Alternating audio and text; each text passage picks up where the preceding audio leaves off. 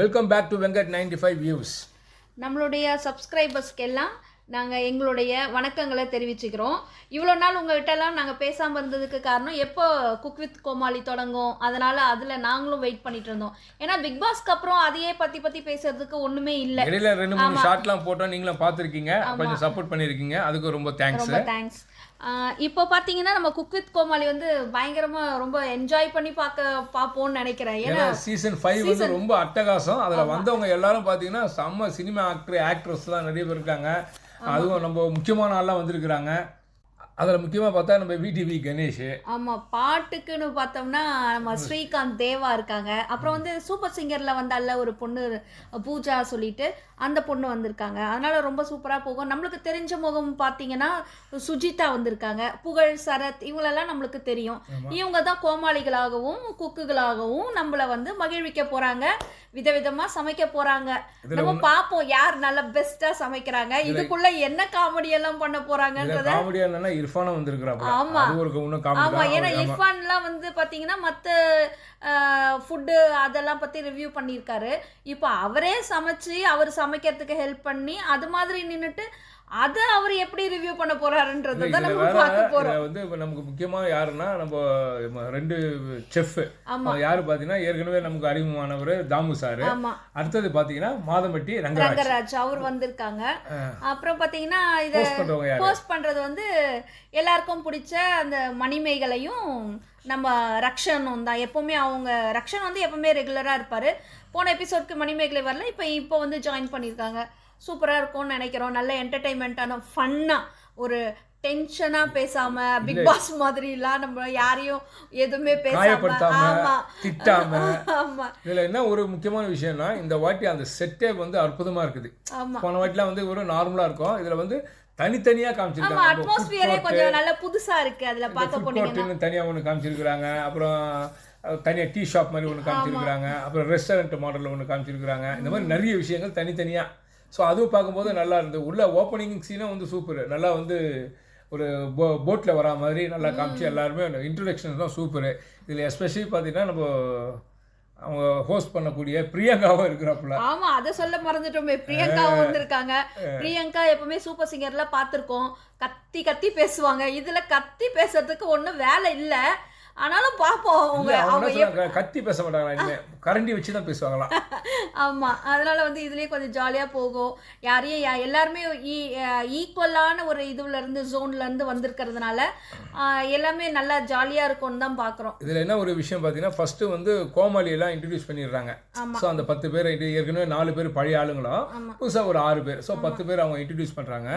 அந்த கோமாளிங்க வந்து குக்கை சூஸ் பண்ணணும். அது எப்படி பண்ணுறாங்க அப்படின்னு பார்த்தா 10 முட்டை, நல்ல பெரிய பெரிய டைனோசர் முட்டை மாதிரி 10 முட்டை அடுக்கி வச்சிடறாங்க. அதாவது இந்த பானையில கோல்டன் கலர்ல போட்டு அப்படி கவுத்து போட்டு அதுக்குள்ள வந்து ஒரு ப்ராப்பர்ட்டி இருக்கும் போல இருக்கு.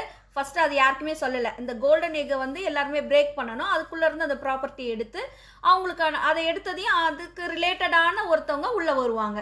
ஸோ அவங்களுக்கு அவங்க வந்து பேரா இருப்பாங்க. அப்படி பார்த்தா ஃபர்ஸ்ட் யார் வந்து எடுக்கிறதுனா ஃபர்ஸ்ட் வந்து பாத்தீங்கன்னா குரேஷி, அப்புறம் வந்து சொல்லிட்டு செலக்ட் பண்ணுவாரு. ஸோ இந்த மாதிரி ஒவ்வொருத்தர் பண்ணுவாங்க. அதில் வந்து முக்கியமாக பார்த்தீங்கன்னா எல்லாருமே நல்லா இருக்கும். இதில் வந்து நம்ம கணேஷை வந்து டிவி கணேஷ் அவர் அந்த சார் வந்திருக்காங்க.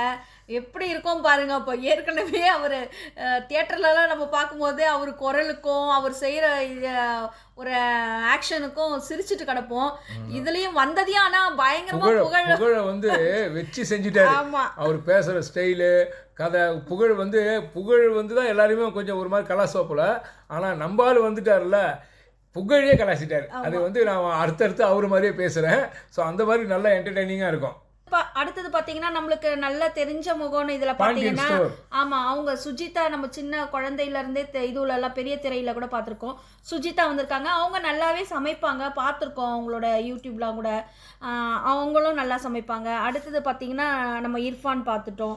அடுத்து ஸ்ரீகாந்த் தேவா, அவரும் முதல்ல வந்து அவரோட சேனலில் வந்து குக் பண்ணி பார்த்துருக்கோம். ஸோ ஆல்மோஸ்ட் வந்து எல்லாருக்குமே ஓரளவுக்கு குக்கிங் தெரியும், பேஸாக தெரியும். தெரியாத எபிசோட்லாம் இப்போ லாஸ்ட் எபிசோட்ஸ்லாம் தெரியாதவங்களாம் வந்திருக்காங்க.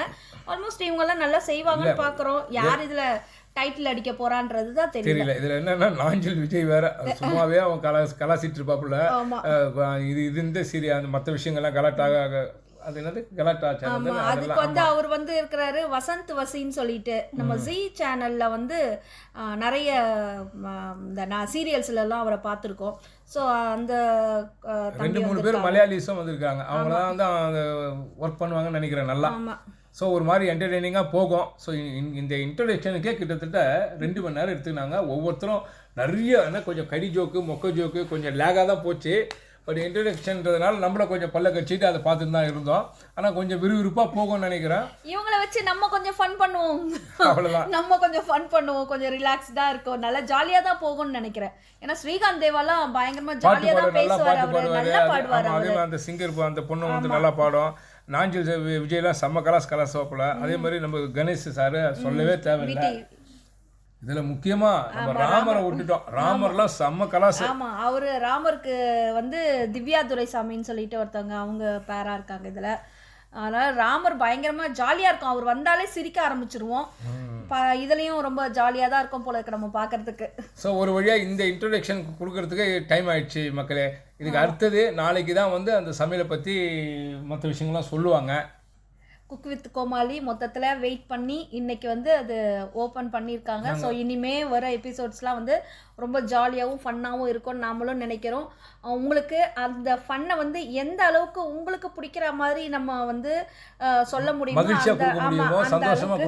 அந்த அளவுக்கு வந்து கொடுக்க முடியுமோ கொடுக்கலாம். ஆமாம், நீங்களும் அதை எதிர்பார்க்கலாம். இந்த நம்ம சேனலை வந்து சப்ஸ்கிரைப் பண்ணுங்க, லைக் பண்ணுங்க, ஷேர் பண்ணுங்க, கமெண்ட் பண்ணுங்க.